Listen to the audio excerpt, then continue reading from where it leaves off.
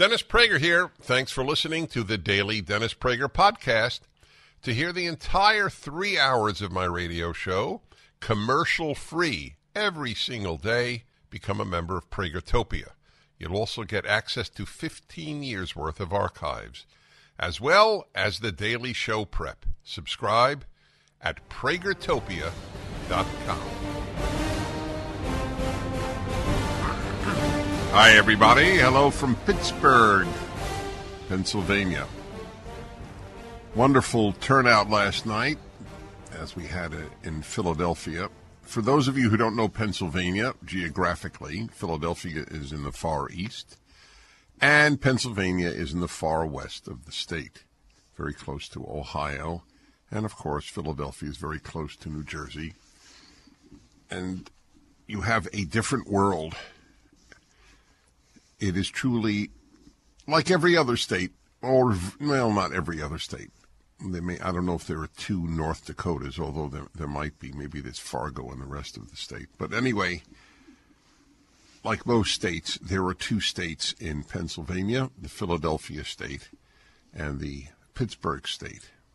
I might add that on a personal level, I put Pittsburgh, and it's not my first time here, but these are all obviously brief stays that have formed my opinion.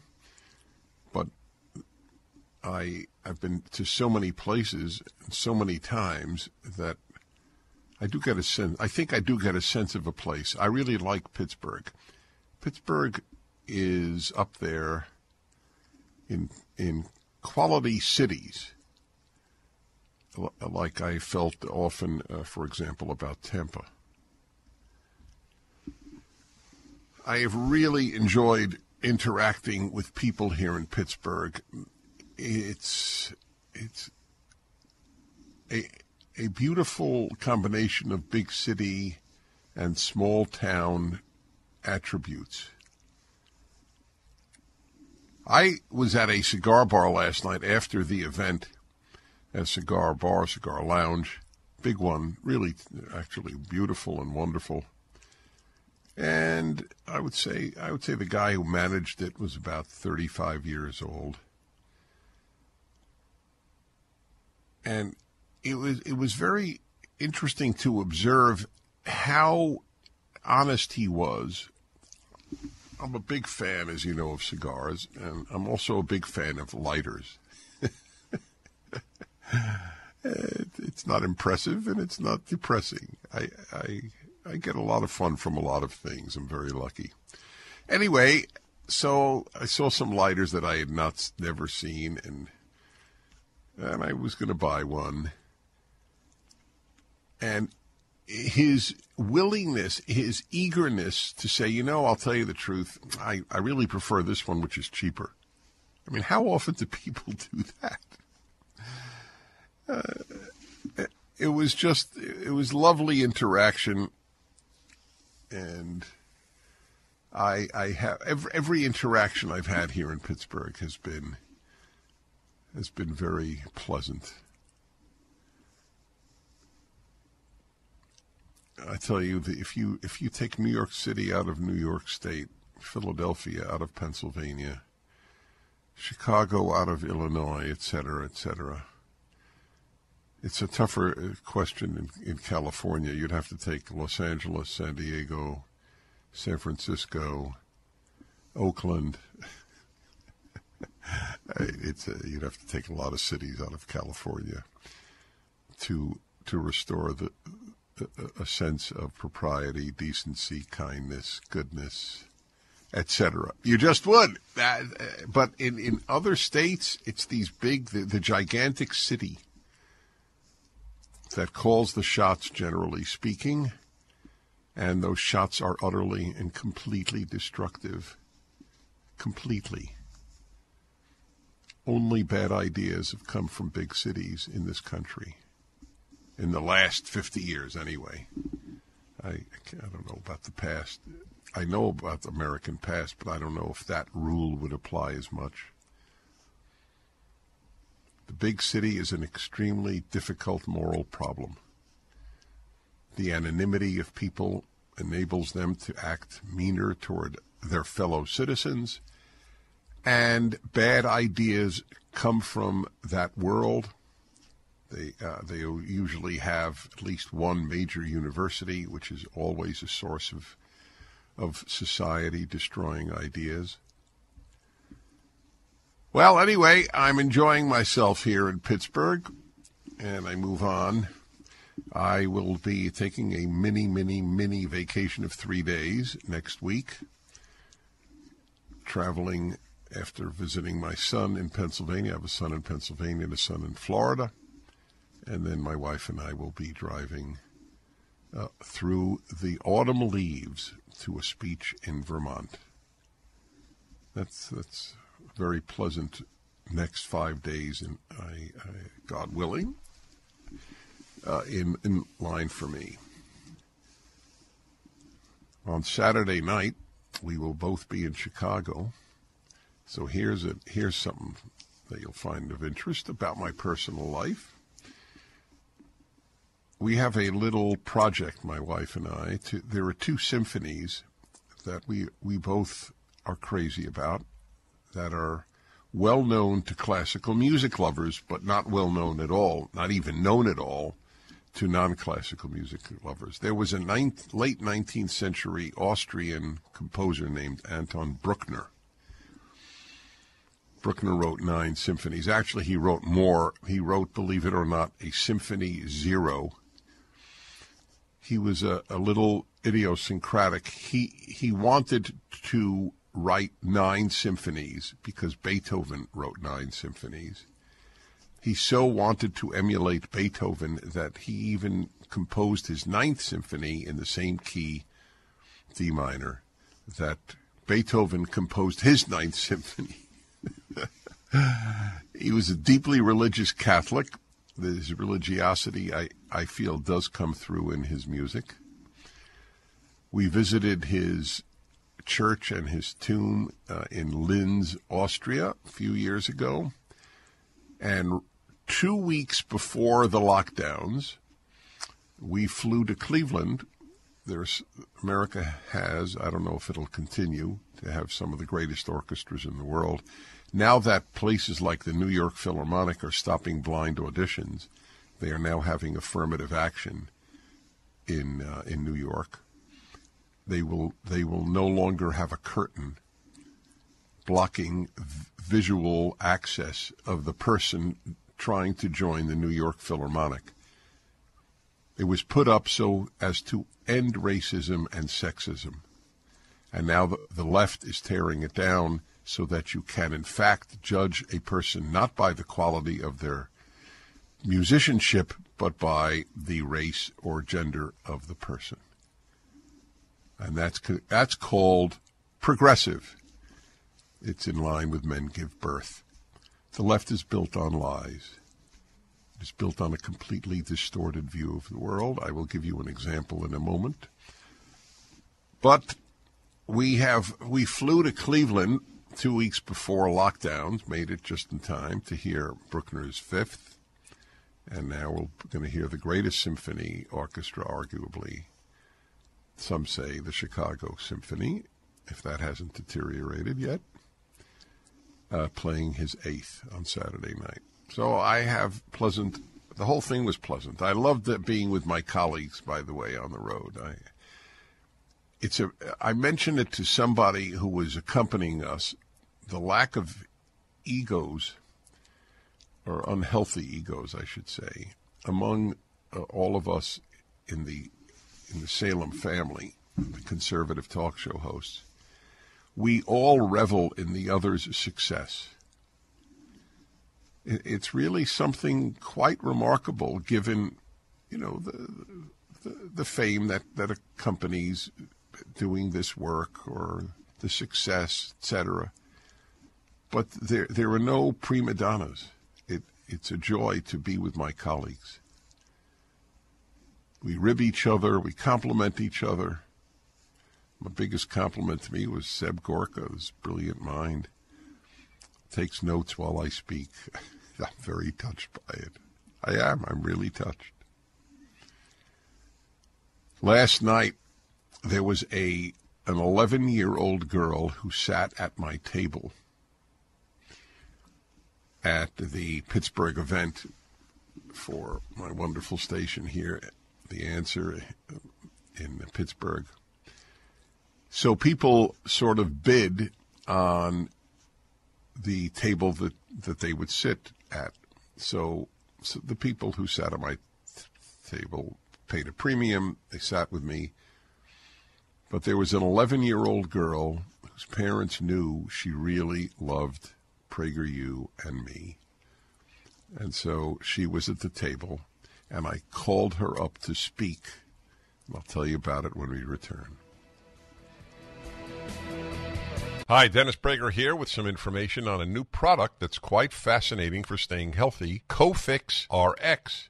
Everybody's been in the situation. The person next to you is sniffling or even coughing. Wouldn't it be great if you had a way to minimize airborne viral threats? To reduce your chance of getting hurt, you wear a safety belt when you're driving, and to limit sun damage, you wear sunscreen on the beach. Cofix is just like that. Cofix is a Providone iodine-based antiviral nasal spray that helps keep you protected from airborne viruses. With Cofix RX nasal spray, you'll target colds, flus, and other viruses right where they breed in your nasal cavity. Cofix RX should be in everyone's pocket, purse, or medicine cabinet. Visit CofixRx, that's COFIXRX.com, for a doctor, pharmacy, or health food retailer near you, or use the coupon code Prager for 20% off at CofixRx.com. So anyway, on the good news side, and I have reveled in positive feedback. I deal with really horrible things every day. The attempt to destroy this country by the left is the greatest attempt to destroy this country since the Civil War. They loathe what we stand for. In God we trust, e pluribus unum, and liberty. The three values that are on every coin. The left despises all of them. These are really lost, bad souls, my friend. Liberals do not share the left's values, but they vote for them. That is the tragedy of modern America, that liberals enable the left. If that didn't happen, if liberals voted their values, there would be no Democrats in office. That's the way it works, whether it's here in Pennsylvania or anywhere else. Liberals have bought the lie that their enemy is the right. The enemy of liberalism is the left. So anyway, great little example of the positive world that I get in terms of reinforcement. Last night, about 500 of you here in Pittsburgh, really terrific full house. And as I said, people paid extra to have their dinner seated next to me. I don't get the money, by the way, just in case you're curious. I did this entire tour for no money. And that is perfectly fine with me, I might add, because I am very deeply committed to the cause and, indeed, my employer, Salem Radio, which does so much good work. Anyway, at my table was an 11-year-old girl. The parents bought the seat. She sat next to an aunt, or aunt, depending on how you pronounce A-U-N-T. And she was utterly adorable, just precious. So I got an idea during the panel discussion. I was with three of my colleagues, Hugh Hewitt, Mike Gallagher, and Officer Brandon Tatum.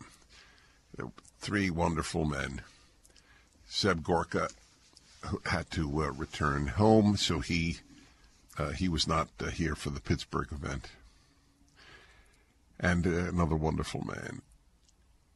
So I got this idea because every time I speak, the question is raised: what do we do about the ruination of schools that the left is engaged in? I mean, simply ruining schools in every possible way, morally, educationally, intellectually. psychologically. And I advocate people get their kids the hell out of these schools. You're putting your kids, the fabric of their life, in danger by keeping them in most schools in this country, and not just public schools, many private schools as well. This girl, in fact, interestingly, this girl attended a Jewish school, so-called Jewish school, which was as woke as any public school. Yep, absolutely. And woke and Judaism have nothing to do with one another. There was nothing Jewish about the school except that the kids attended were Jewish, as indeed many Christian schools likewise. So anyway, the parents took the girl out. She was at my table. And I called her up on stage because I said, folks, many of you or some of you are grandparents. You can have a real influence on your grandchildren.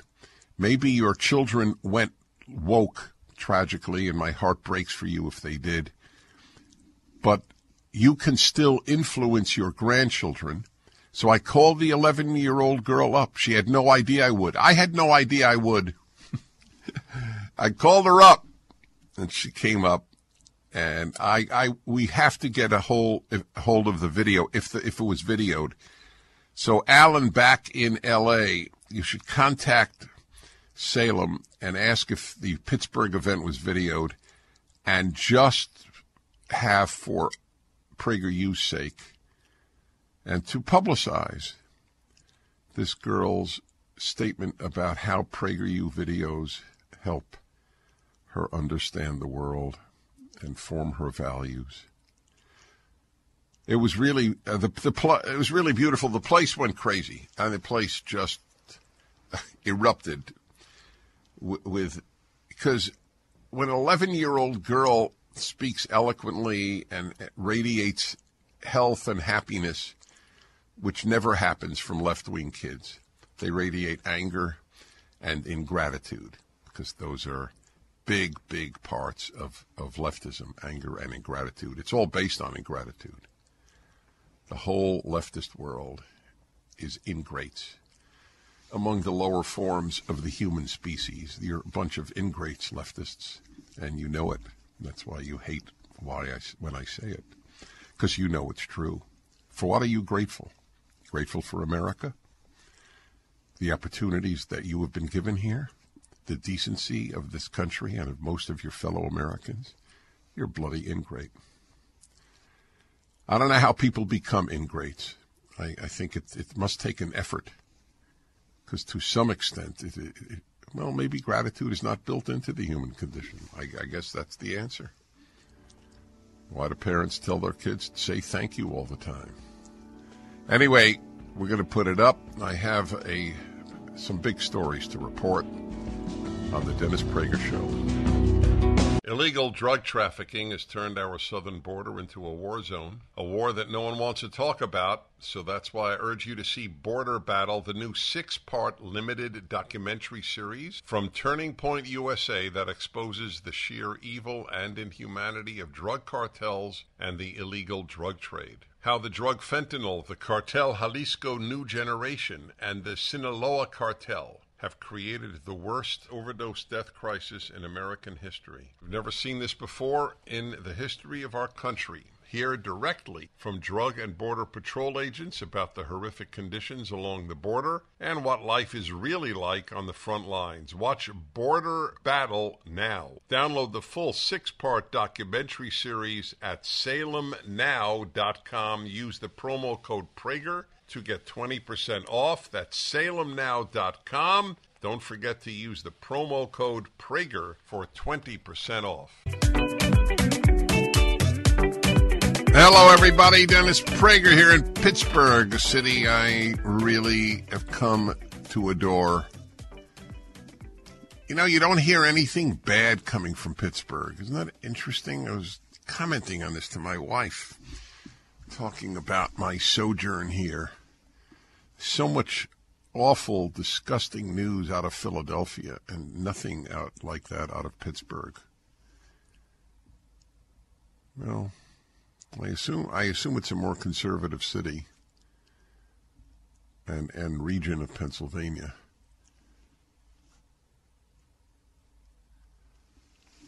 The crime rate in Philadelphia.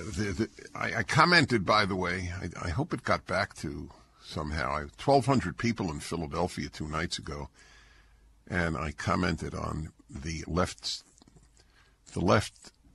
that runs the Philadelphia Orchestra, one of the 5 great orchestras.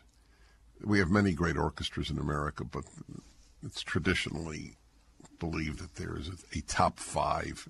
I don't know how accurate it is anymore, but they've always been great. Chicago, Cleveland, Philadelphia, New York, and Chicago.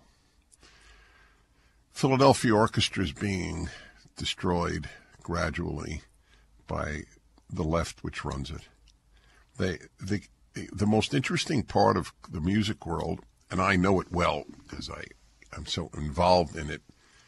I have friends in many orchestras, and I periodically conduct orchestras. I'm very involved in music. I follow it quite avidly. The management of the Philadelphia Orchestra have contempt for great music. You would think that the people who most would guard classical music would be the people who run the great orchestras of the country, but they have no interest in guarding classical music. They have interest in keeping their jobs, and you do that by staying woke. Cowards run almost everything in America. Universities, medical associations, you name it. Cowardice is the human norm. People are not born courageous. So this is not shocking. So listen to this. University of Wyoming sorority girl speaks out on transgender pledge. He's just calling himself a girl. On Monday, September 19th, but this just came out, a Google form landed in the email inboxes of students belonging to the Kappa Gamma sorority at the University of Wyoming in Laramie. By the way, my speech at the University of Wyoming on how socialism makes you selfish is up on the internet. It's a really good speech. Every one of your college-aged relatives should see it. It's a good antidote to the poison that they're getting at the university, the moral and intellectual rot. The members were asked to vote on the admission of 2 prospective pledges. Among them was male student Artemis Langford, who identifies as a woman. Earlier that day, KKG, that's the sorority, Kappa Gamma, held a meeting to discuss Langford's candidacy. Chapter leaders, including the president and membership chair, dismissed the concerns, again, the president and the membership chair, the leadership. The rot in America comes from leadership, not from the rank and file American. Dismissed the concerns of members who felt deeply uncomfortable with a male being accepted into their sisterhood, a KKG woman tells National Review. The senior women effectively pressured them to usher in Langford, she said. Quote, regardless of what your political views are, our Kappa values, I want to analyze this statement from the leaders. Regardless of what your political views are, our Kappa values are acceptance and kindness. So if that is something that you disagree with, that's not in line with Kappa values. One member allegedly said at the meeting, according to the KKG source. First of all, to dismiss this as political views, this is a political view that a guy doesn't belong in a sorority? Guy who looks like a guy, by the way, as we will see further on in the article. Really? That's a political? Isn't that interesting? What does it have to do with politics? How about just common sense, just decency, just honoring the fact that it is a sorority for girls? If you're a guy who identifies as a girl, you are not a girl. You identify as a girl, and I always said, and some people on the right don't agree with me, If you look like a girl, have a girl's name, talk like a girl, and there's no way that I could know looking at you that you were born male, that you're biologically male, okay, then I'll call you Ann. That's fine.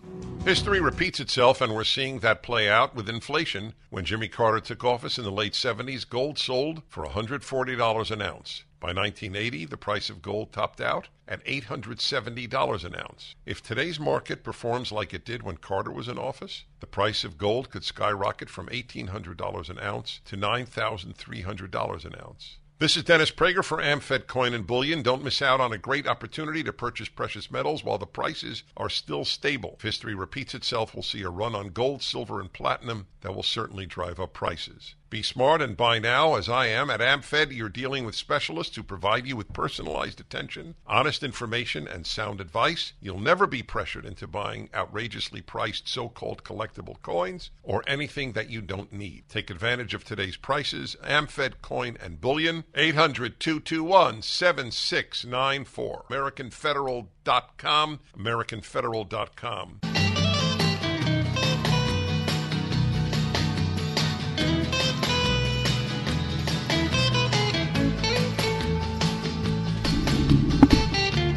It's the happy hour.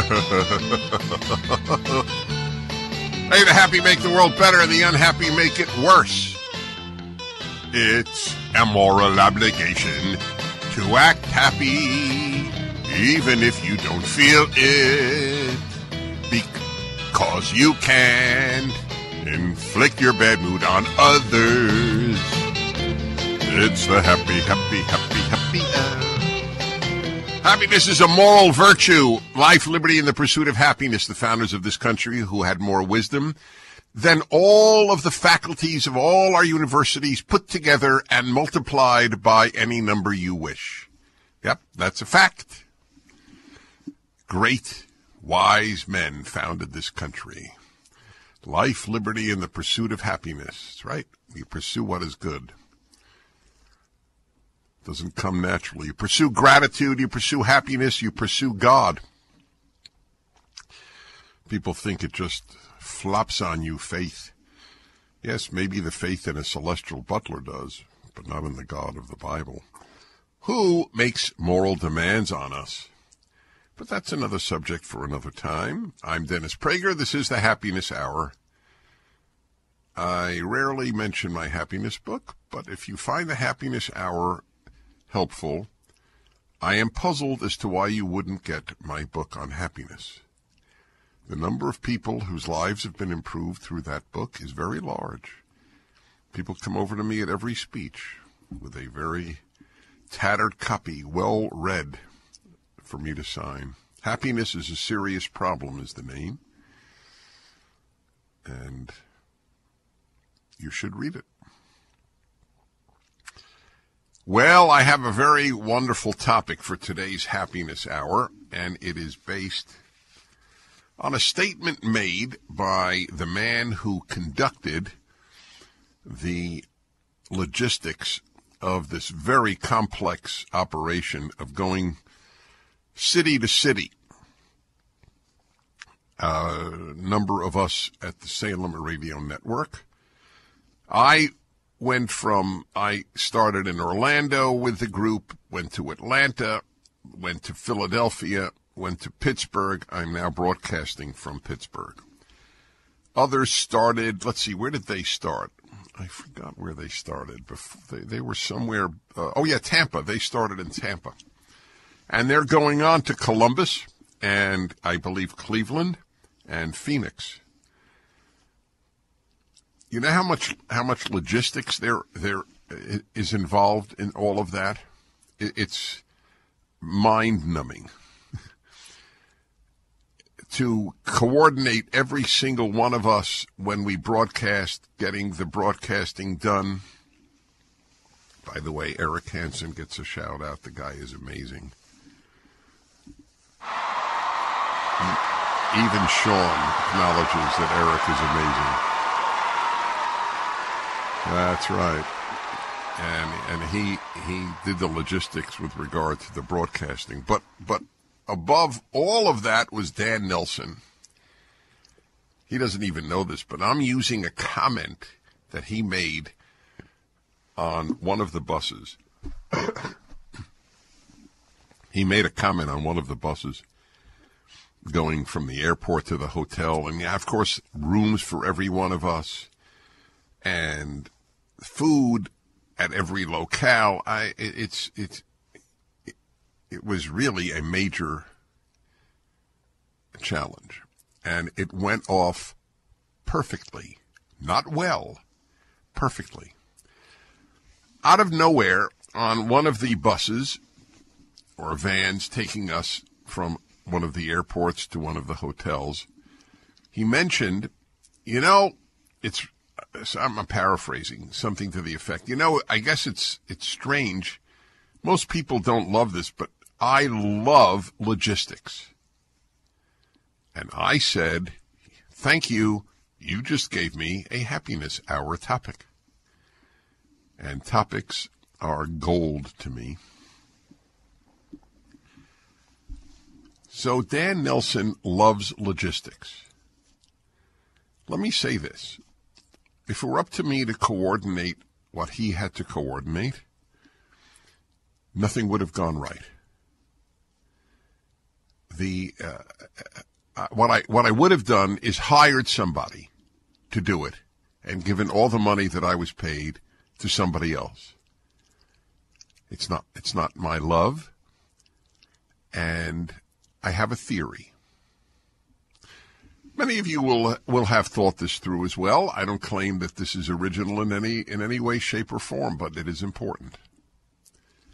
Either God or nature has done something remarkable, and that is given loves and abilities in a very varied way to the human race.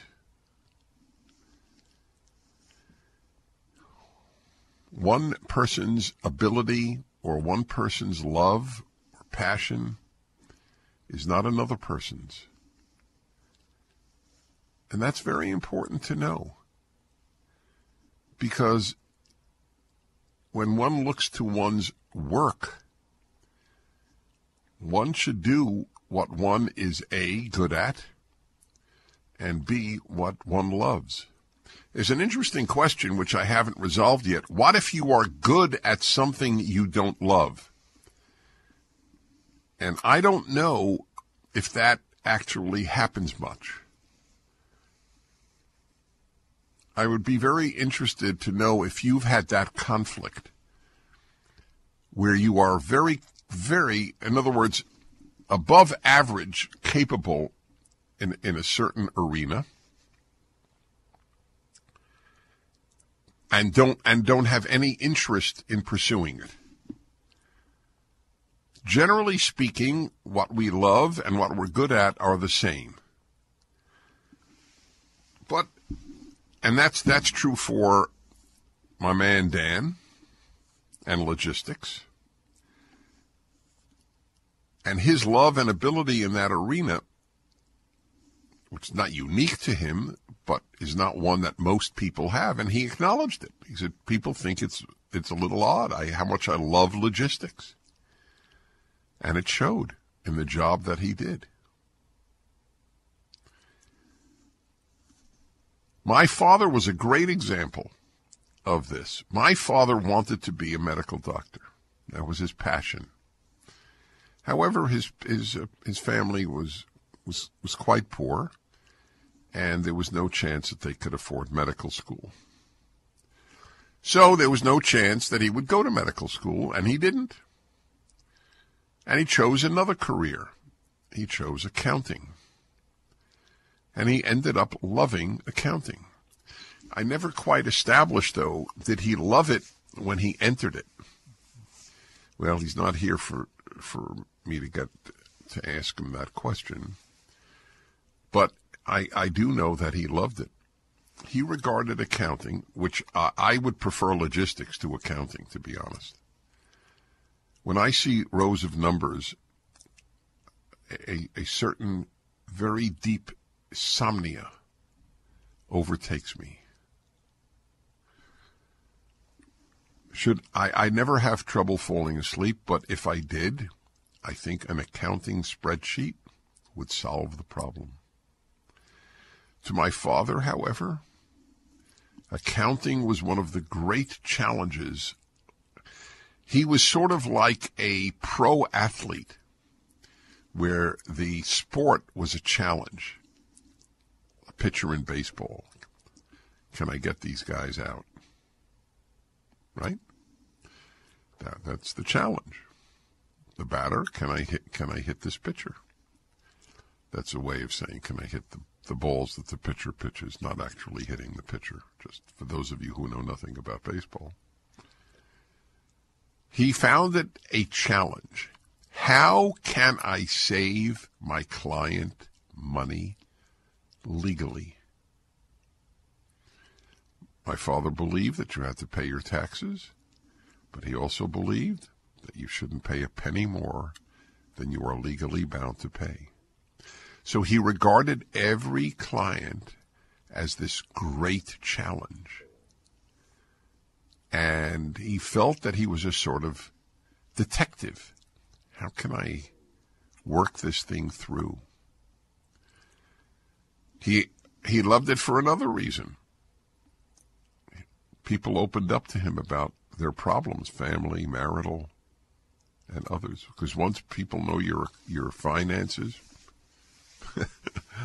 then people just open up. Passion, love for, you've got to find out. Everyone has something. This is the Happiness Hour. Take your calls, 1-8-PRAGER-776.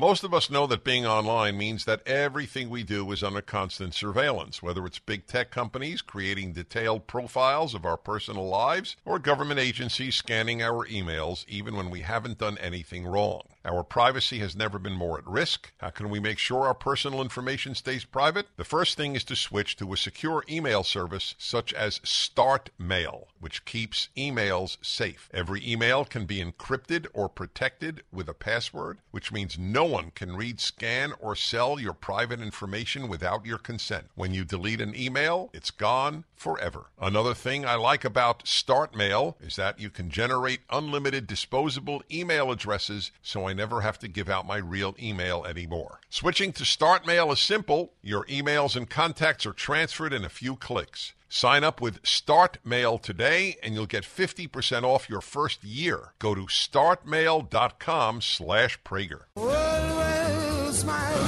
have to do the NOPI next time. Hi, everybody. Dennis Prager. Happiness Hour. And the subject is a big one, and I have chosen it because of a man named Dan Nelson, who works for Salem Network. And I've been traveling with him and my colleagues all week. They are now on their way to Columbus. My week has ended, as it were, with the travel. I was in Orlando, Atlanta, Philadelphia, and Pittsburgh. This man has coordinated it every minute of this perfectly, and said on one of the vans that he loves logistics. And that gave me my topic. The world is composed of the most variegated abilities and loves. And thank God it is. Can you imagine, what if everybody had the same ability to do something? Let's say be a talk show host. Everybody had identical ability to be a talk show host and identical love of doing it. The world... Well, what would you do? Would you just flip coins? I guess so. All right. You'll be a talk show host. You'll be a baseball player, even though everybody is equally talented and loves baseball just as much. Can you imagine what a world that would be? The division of the world by talent and passion is is so variegated, it almost seems divine. And maybe it is. I don't know. It's very hard to explain, actually, on purely natural grounds, how it's worked out that some people have such a love and a passion for X and others for Y and others for Z and others for A and B and C and D and E and E, F, G and so on. I don't have the ability or the passion to be a doctor. I don't. My brother does. He did from elementary school. He knew he wanted to be a quote-unquote scientist, which was his basic word for basically a doctor. He knew it. He loved it. He wanted it. He excelled at it. He's a professor of medicine at this time. I didn't have that. I couldn't do it. I don't have the passion. I couldn't memorize the names of the body parts alone, let alone have successfully navigated organic chemistry. If I had to graduate having passed a course in organic chemistry, I never would have graduated. But I had talents in other arenas. I have a passion for and ability for languages. I love them. I pick them up relatively quickly. I understand grammar and its concepts really well. How many people love grammar? I would say more people maybe loved logistics than love grammar. I love grammar. Isn't it? It's a wonderful thing. It's actually something to be celebrated. It makes the world function, because if we all had the same passions and abilities, the world would collapse. All the necessary work that would be needed would not be fulfilled because people didn't have the passion or ability in those arenas. But I still don't have an answer, and I'm not saying you can supply it, but I don't have an answer to my riddle of, is it possible to be superb at something and not love it? Or do they go hand in hand? I think most of the time they go hand in hand. I don't think. I am certain that most of the time they go hand in hand. Venice, Florida, and Lisa. Hello, Lisa. 1 minute. I don't have control of the keyboard, Sean, and that is a problem. So are you there, my friend? I am. Can you hear me, Dennis? I can hear you now. Great. Oh, yes, hi. Hi. It's such an honor to speak to you. Thank you. I called to tell you that I love what I do. It's kind of unusual. I grew up in a very rural, very poor area, and I loved plants and trees, and I didn't know that you could do that for a living. And I'm a horticulturalist and an arborist, and I won't remember your name tomorrow, but I'll remember every plant in your yard, and I can give you the botanical name and the common name and the other common name, and it's completely normal and natural to me, and it just comes right off the top of my head, and I've excelled in it, and I love it, and it's what I do every day. Lisa, this is as close to a perfect call as I could receive. I just want you to know that. Well, I've never called because I heard this, I thought I have to get through. Yes, you were right. You had to get through. That is perfect. Because as you were saying, I would remember every tree in your yard and not even necessarily your name. And I would know what was it, the Latin name? What was it you referred to? I would know all the botanical names. Yeah, the botanical name. Yeah. Yeah. Right. So that's the Latin name. Yeah. Yes. I am listening to you and reveling in your love of it and ability, and were a gun at my head, I could not do your job. I would be shot. It's fantastic, and it's the only thing that I feel like that comes completely naturally that I absolutely love and that I truly excel at. I mean, I'm not, I don't think of myself as being that great in other things, but this, I honestly feel like this was... Well, no, you don't have to be in great other things. You have to be great in what you do. Yes. By the way, out of curiosity, are you married? I am. I love it. I'm going to put you on the spot. Do you love your husband or trees more? Oh, goodness. Between trees and my husband. I'm going to go with my husband because he makes me happier than trees even. Lisa, you are so healthy that it's painful. Thank you. And, yes, you do. All right. Back in a moment.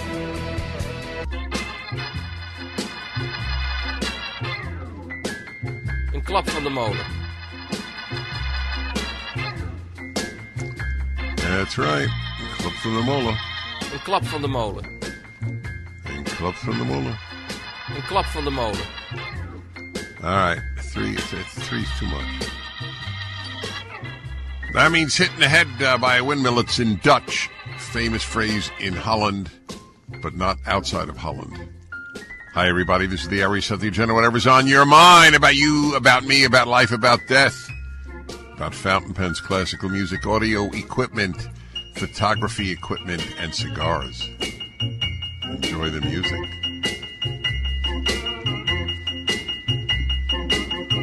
Ba-ba-da-ba-bam. Talking about cigars, I had a great time last night at a cigar lounge, cigar bar in Pittsburgh. The young guy managing the place, I really liked him. And a bunch of young guys were there. It was packed. The place was packed, but some of the young guys knew who I was, posed for selfies. It's a beautiful alternate universe, the cigar world. Strangers bond immediately. It's really a nice world. Okay, all, this is it. Whatever's on your mind. I won't even begin with anything. I will just go straight to your thoughts here. All right, Peter, Philadelphia, Pennsylvania. Hi, Peter. Dennis. Earlier in the week, you asked us to ask our liberal friends why Putin did not invade Ukraine when Trump was president. So I did that. And did, wait, forgive me, and did when Obama was and when Biden is. Right. So these are the three answers I got for you. One, Putin's army was busy raping Syria. I'm sorry, Putin's army was busy raping Syria, so he couldn't invade Ukraine because his army was busy. Two, Trump kept threatening to leave NATO, which meant that he could get the Baltic nations also. And three, Trump was very friendly with Putin. In Helsinki, he agreed with him over his own intelligence agencies, and he took all our soldiers out of Syria when Putin invaded. So those are your answers. Okay, listen, you did a national service, my friend. Thank you.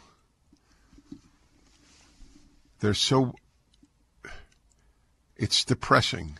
It's not even a matter of they're wrong and absurd and made up and nonsense. I mean, they don't make any sense. He was too busy in Syria. Oh my God, he's been busy in Syria for as long as he has been in office in Russia.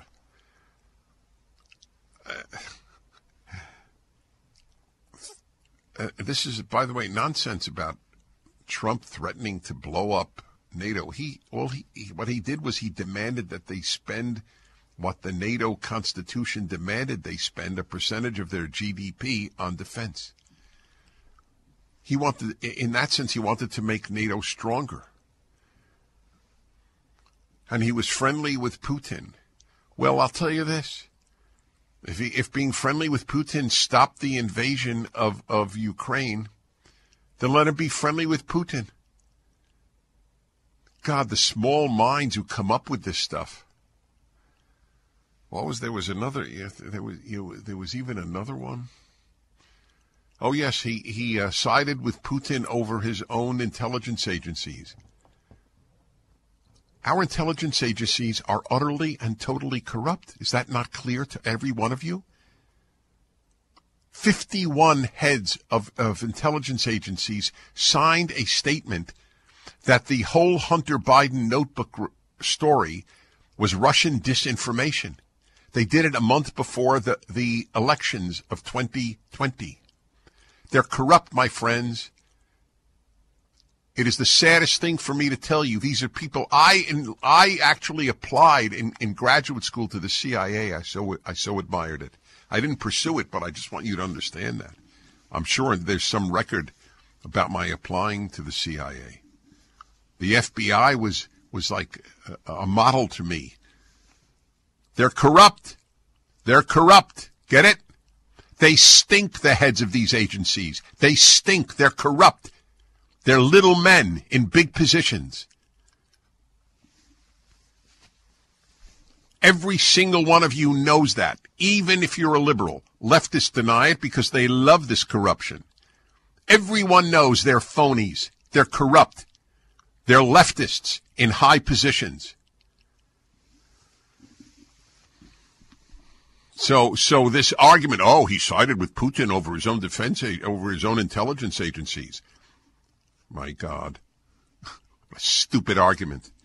They've lost their credibility. Our everything, our universities, our medical groups like the AMA, the children's hospitals.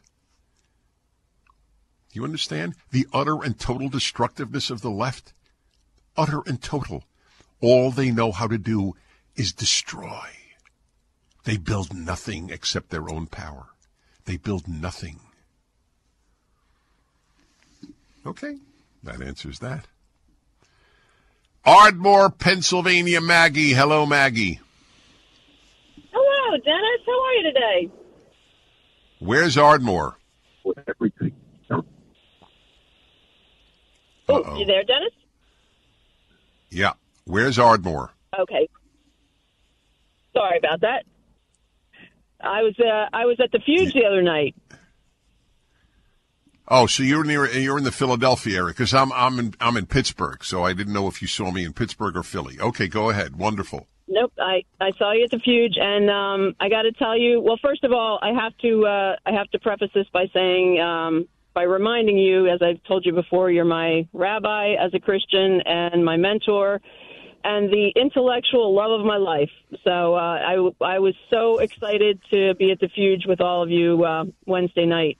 But I have to tell you, I saw that the show was coming, and I literally waited like an idiot. And a week later, it was sold out, and I was so upset. I was devastated. And I got on 990's website right away and entered to win the tickets.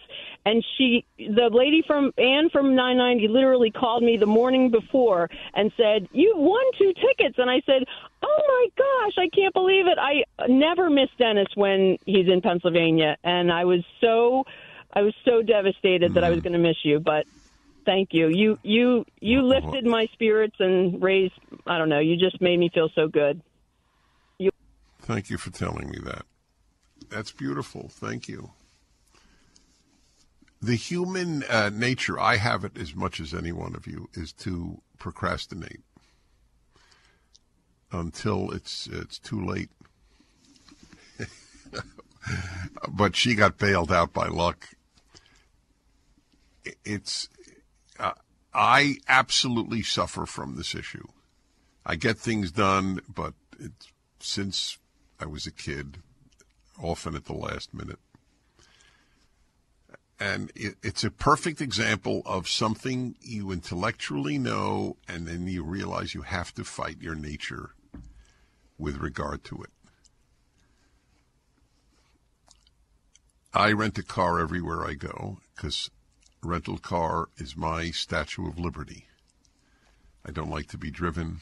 I like to go where I want to go when I want to go.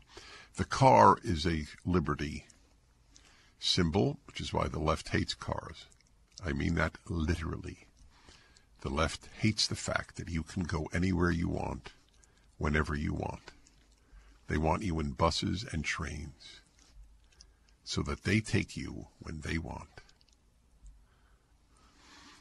And I don't get my rental car quick enough. The rental companies, as typical of big businesses these days, screwed up.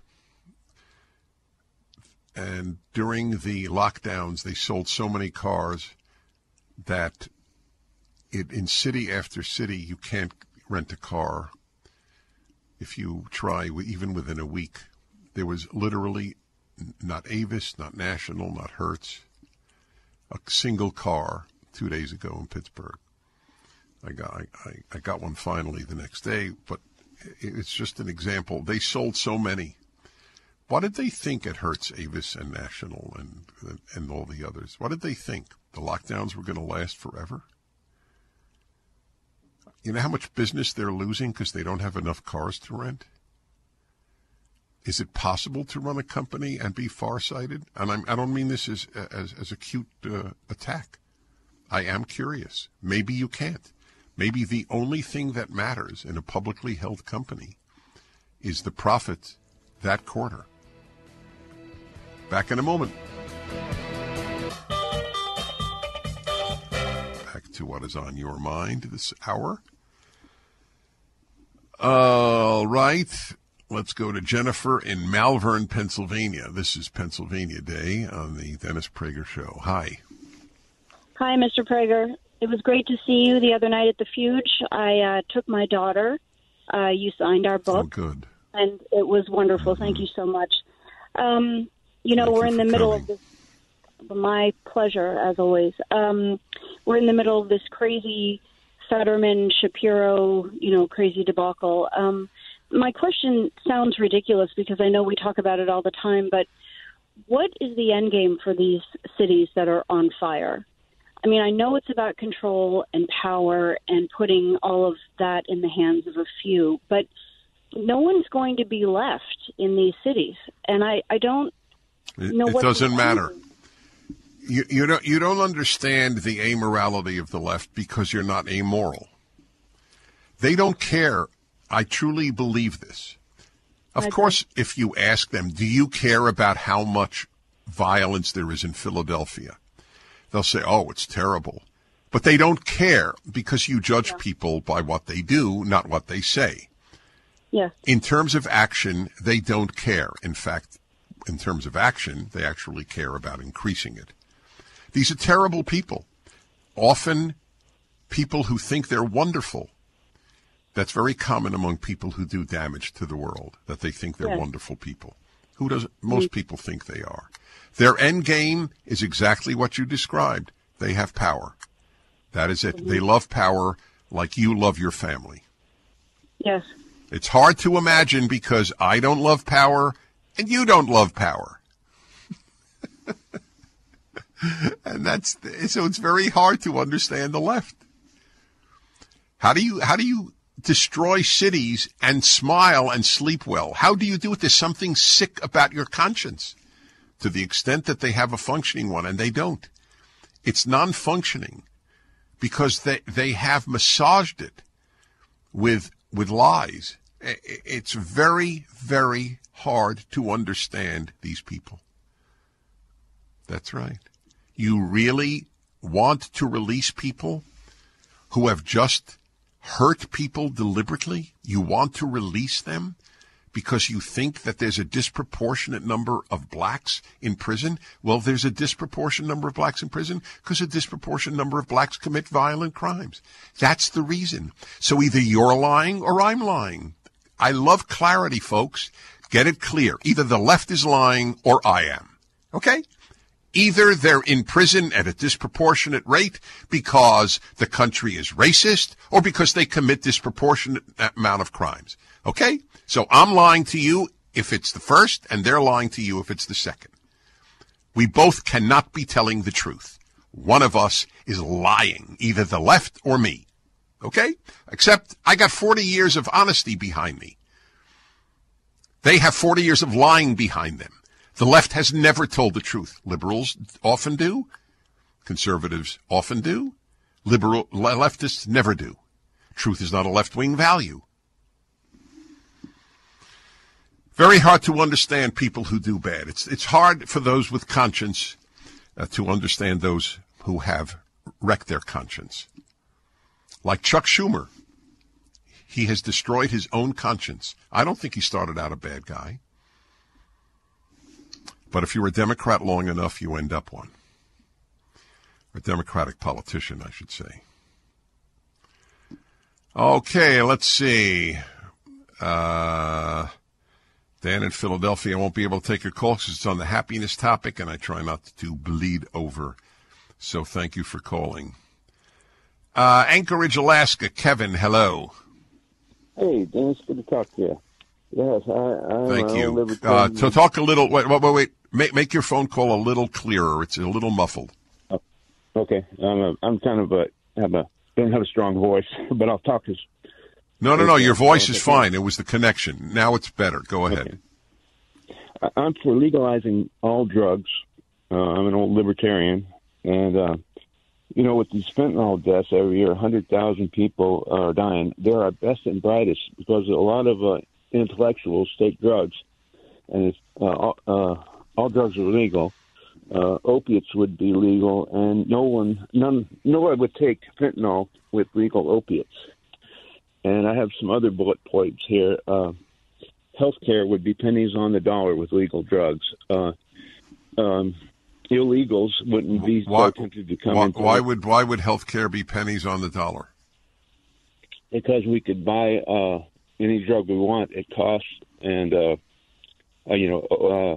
opiates would be the cost of coffee. I'm curious. So, look, I am torn on the issue because I believe that the most moral question one can ask is what works. What works is the moral question. Not what means well, what sounds good, or anything. So if it would work, I would be for it. So are you happy with all the legalization of marijuana? Do you think the country is better off or worse off, or no difference? I think it's better off. So the great increase in marijuana use and stronger doses of marijuana and the belief that it might actually, which I do believe, affect regular users' brains until perhaps later in age, that your answer to that is? Well, you don't have to take as much with the stronger marijuana, and people they do it and they get tired of it. When it's legal, it becomes not such a big deal. It's like with the. Well, that's only if you think that. Well, that's if you think that people take it because it's illegal. They may take it because they love it. They would take it if they loved it and if it was legalized. I don't think it would work, and I'm very, very respectful of the fentanyl argument because of the havoc that it is doing. It's a very tough, it's one of the toughest issues. We'll be back. The Dennis Prager Show. Hey, everybody, Dennis Prager here, and this is the hour. What is on your mind is what we talk about. And let's see, we get every week, I love it, we get also calls on religion. In a nutshell, the great tragedy is that we are a post-biblical society. That's the issue. People make up their own wisdom and they come up with men give birth. And other gigantic absurdities and lies. And accept them. Masks work, especially on 2-year-olds. It's good to keep kids out of school for 2 years for their safety. We bathe in lies because we are an age that doesn't value wisdom or truth. Had the arrogance of thinking that the founding documents of the society, the Constitution, the Bible, don't need to be studied. The arrogance of these people is beyond belief. They think they know better. Moses schmoses. That's the view at Harvard. Okay, let's see. Where is it? Derek in Cleveland. Hello, Derek. Hello, Dennis. Thank you for taking my call. Now, my question is about Judaism and why there's the requirement for animal sacrifice to cover sin. But may I give a quick rebuttal to your last caller about drug abuse, which does also tie into the Bible? No, because if you do, we'll end up on the drug abuse. I'm sorry. You got to talk about the issue you called in on. They're both great issues, but you're asking a great question. So what troubles you? Why do you raise the question? So when I called a couple weeks ago and I asked you the question, then how does the Gentile, the non-Jew, atone for sin? And your response was you would change the person to change your behavior.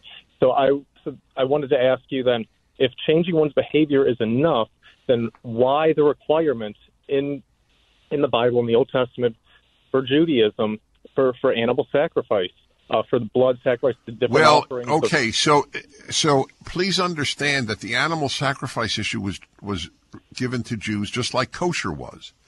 So you might as well say, well, why doesn't everybody have to keep kosher? The world doesn't have the non-Jewish world doesn't have to keep kosher according to the Bible, and the non-Jewish world doesn't have to bring sacrifices according to Judaism. There were a lot of, in fact, this is a basic Christian belief that the ritual laws only apply to the Jews. In fact, one of my challenges to Christians is, since you believe that the ritual laws only apply to Jews, I don't know well, there are a few Christians who keep kosher, but almost none. Why do you believe that sacrifice applies to non-Jews? That it was a ritual law. I don't know that answer, and I've dialogued with Christians all of my life. I'm going to ask that one the next time. I don't know why I didn't ask it, but let me ask you a question. If a Korean asked you, I just did something wrong to a fellow Korean, how do you suggest that I atone for it and make up for it? What would you say? Well, I would say the only way to atone is by God's sacrifice through His Son Jesus Christ, His death on the cross. So in other words, no one can atone for a sin who even if they have not heard of Jesus. So is that what you're telling me? Well, and I've thought of that also, and to me, it would also seem even in the Old Testament, how many different people groups, non-Jews, had not heard of Jehovah. It would almost be the same. That's right, but they're never penalized for it. That's what I'm not. That's where I don't grasp. That's where I don't understand if Jehovah. Right. If God is. Yes. Right. Okay. All right. I hear you. I wish we had more time. You're a thoughtful man.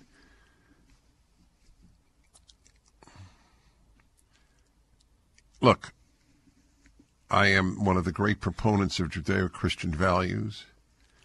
I am, if there's a bigger non-Christian defender of America's Christians, I don't know who it is.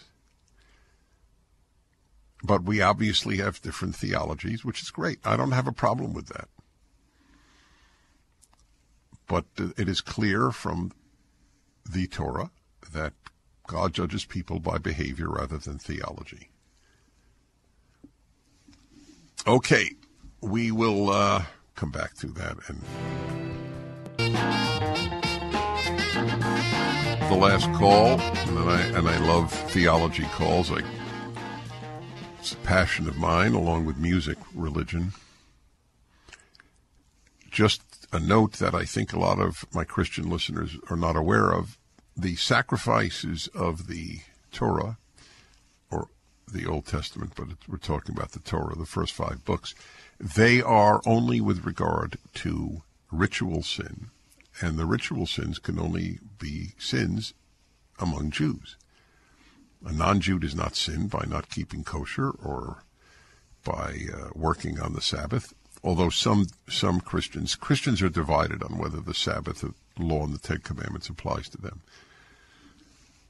So for the many who don't believe it is, clearly the violation of the Sabbath would not be an example of something one had to atone for. You don't sacrifice if you've murdered somebody or stolen from somebody. what you have to do is make retribution to the person that you have violated. Okie dokie. Let's see here. This is interesting. LaDonna in Ventura, California. Hello. Hello, Hi, LaDonna. Dennis. Hi, it's interesting you should lead in with what you were just saying regarding forgiveness. Has Bill Maher approached you and asked for forgiveness for treating you so shabbily on his show? Because I don't want to speak ill about him if I missed it, right. and he did. Uh-huh. No, he hasn't, but you know what? I don't think he owes me an apology, and I'll tell you why. I know, yes, he laughed at me for what was 100% correct on my part when I said the left says men menstruate, and he laughed at me, and it's gone viral. People can all see it on YouTube, and this is 3 years ago, exactly 3 years ago. And who says that, Dennis? Give me a break. So he was wrong and I was right, but I don't think he owes me an apology because he didn't insult me. And yes, he was laughing at what I said, but the fact is he had me on the show, and he's a liberal and I'm a conservative. By the way, he's not a leftist. He's a liberal. It's a good example of one of the handful that exist. And the left is not happy with Bill Maher for that reason. So anyway, that LaDonna is why I don't think he owes me an apology. Well, you're full of grace and mercy. Yeah. Oh, thank you, Dennis. That's very sweet. Okay, you bet. I'm full of grace. I'll tell you what animates me in this regard. I'm not easily hurt. It takes a great deal to insult me, to be honest. And everybody should have that attitude. I'll revisit that subject on a happiness hour. You choose when to be hurt, believe it or not. It is a choice people make as a general rule. Philadelphia and Nick. Hello, Nick. Dennis, I listen to you always, especially your happy hour. First of all, I want to comment on one of your callers. He said there's a profound impact that we all have. When I was a police officer young, it was great making arrests, getting the glory, running up an alley, catching a burglar, a rapist, or robber. And as a detective, I felt the same rush. But I found out later on that it was just vanity. I had talent, and I was using it for vain purposes. When we use our talent as a police officer to uplift somebody, that's when the passion comes in. And I only found that out till the end of my career. Because I don't understand. Why was it vanity to feel good about catching a rapist? Because I did it for my vanity. Like, I was the best cop on the street. Right, okay. Well, what's wrong with that? If you caught the rapist, all you did was good. I judge you by good, not by intention. If your only intention was to bring glory to yourself and you caught 100 rapists, to me, you're a saint. Well, I found out later on when I was teaching rookies that to use your talent for your own glory, you make mistakes, and it's just pure. Okay, all right. Well, that may. Okay, all right. Okay, that's fair. If there is. All right, go on. I'm sorry. For anyone to use their talent for vanity, for not uplifting yourself, only yourself, but not others, is not a terrible thing. It's okay. It's fine. It's wonderful. But to use that talent to uplift someone, to make them better. I had a crisis in my life where when we arrest people, and it's happening now, they're just let out. And I had a friend of mine come up to me and say, why are you so dejected about, this guy at least served a couple weeks in jail before they released him. He said, during those 2 weeks he spent in jail, maybe you saved somebody's life. Maybe you saved somebody's home from getting burglarized, or maybe you saved someone from getting raped or murdered. Yeah, I gotta say, I find, all right, you're a good man. Whoever said that to you is a non-thinker. If I were a policeman and I expended all the effort and risked my life to find a murderer, and they let the guy out, or an attempted murder, to be more precise, they let the guy out in 2 weeks. The argument that, oh, maybe you prevented a murder during those 2 weeks, I find to be stupid. You didn't make it, your friend did. I understand that. It's a stupid argument. Cops have every right to be disgusted with judges and prosecutors and district attorneys. These people are hurting the society deliberately. They are vile human beings. They don't suffer the consequences of their despicable policies. They let the other guy get shot, the other guy get thrown onto subway tracks, the other guy to be beaten, the other woman to be raped. These people are vile, these judges, district attorneys. And the idea that the guy was there for 2 weeks and so you saved somebody? Okay, give me a break.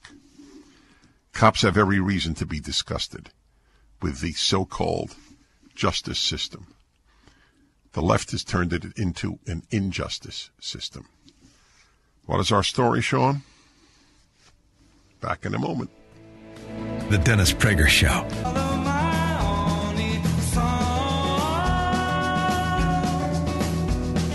Hey, everybody, final segment already. Wow, hard to believe, hard to believe. Okay, all.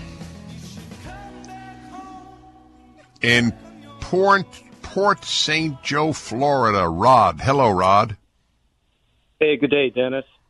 My wife and I recently celebrated our 32nd wedding anniversary. And as we always do, we go to a restaurant. Our favorite restaurant, of course, and we're both current events and political news junkies. So what we do, it's a hard and fast rule with us, we'll devote no more than 10 minutes after we order drinks to perusing the day's news. Then after that, we put the phones down. So we're into this a couple minutes, and my wife turns her phone towards me, and there's a news article up there. And from the title and the first couple of sentences, I gathered that an Italian OBGYN, senior guy, about my age, 65 years old, would sometimes tell his patients that they had a very rare gynecological condition that could only be cured by having sex with him. So I exclaimed to my wife that, well, gee, how often did this work? You know, words of that effect. So she slams down the phone, raises her voice so that the entire restaurant could hear, and she says, pigs. Pigs, they're all pigs. All men are pigs. All right, let me react because we don't have a lot of time. Men's natures is piggish. That is correct, but not all men are pigs. Okay? By the way, female nature is not one whit more noble than male nature. It's just ignoble in its own way. If you don't fight your nature, you're a pig, whether you're a male or a female. Pittsburgh, Pennsylvania. Hello, Mark. Hey, Dennis. How are you? I was at the dinner and presentations last night. Had a great time, and to borrow some language that you used, you guys did a great job. And you did a good balance of. You're the only one that knew the buzzword there. You did a great balance. Well, I'm the only one who used it. I don't know if the other guys. Yeah, yins. I love it. It's y'all, by the way, for those of you who don't know, in Pittsburgh. Yeah. Well, thank you. I'm glad you loved it. I loved it, too. And as I began my show, I have somewhat fallen in love with Pittsburgh. It's not my first trip by any means, but it's gathered momentum over time. It's a place I could imagine living happily. There are a lot of places I could have imagined living happily. Some I could not imagine living happily, like where I come from originally, New York City. And if I had to, I would force myself. The Northeast in general. It's problematic. Anyway, please go to my website, DennisPrager.com, and donate now to the Alliance Defending Freedom. Dennis Prager here. Thanks for listening to the Daily Dennis Prager Podcast. To hear the entire 3 hours of my radio show, commercial-free, every single day, become a member of Pragertopia. You'll also get access to 15 years' worth of archives. as well as the daily show prep. Subscribe at pragertopia.com.